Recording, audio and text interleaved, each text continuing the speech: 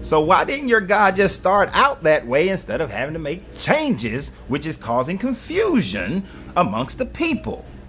Now, look at the question. This is in reference to the fact that I had a video about bats, in the Bible.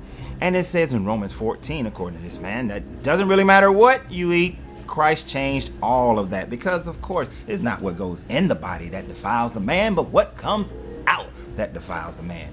Now, I'm not going to talk about bats and all that shit and what you eat. But what I am going to talk about is the fact that the Old Testament God is very different from the New Testament God. You can go back and find a video that I did about the demiurge. It'll explain it a little bit more.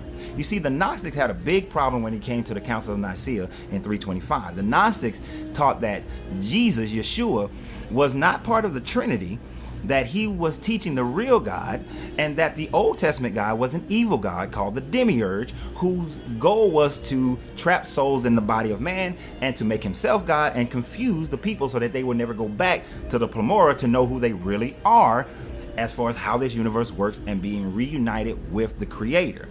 That's what the Gnostics taught. They didn't teach this mess that Jesus and God are the same. They also didn't teach that the Old Testament God and New Testament God were the same being, that Jesus was teaching something different. Jesus was talking about love and mercy.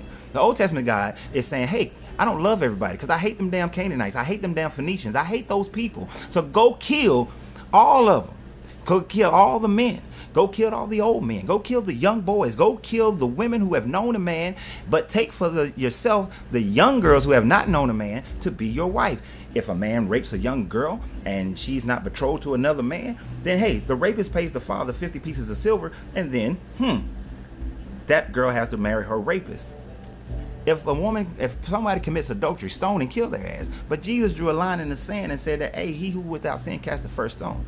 Your Old Testament God said, for eye for an eye. Jesus said, hey, turn the other cheek. You're talking about two different kinds of God. Now, neither one of them said, get rid of slavery, don't have slavery. They didn't say that. You know why? Because it was culturally based. Culturally based. You see, the Old Testament Hebrews or Israelites, whichever one you want to call them, they didn't like the Canaanites. They didn't like the Phoenicians. Here's the thing. Many people practiced circumcision back then, but the Phoenicians didn't. So let's talk shit about them. Many people didn't eat pork, but the Phoenicians did. So let's talk shit about them. This was culturally based. And the reason why none of them got rid of slavery, because all of them had slavery within their culture, and they continued to have that. So we're not going to talk bad about that. If a Jesus lived today, he would be saying that. But why do you need to change it? Jesus said, I came not to change one tittle of the Old Testament book, but yet he changed it. He's talking about a different type of God. So if I was to teach Christianity, if I was to teach it, I would teach a Gnostic view that this is different, not the same.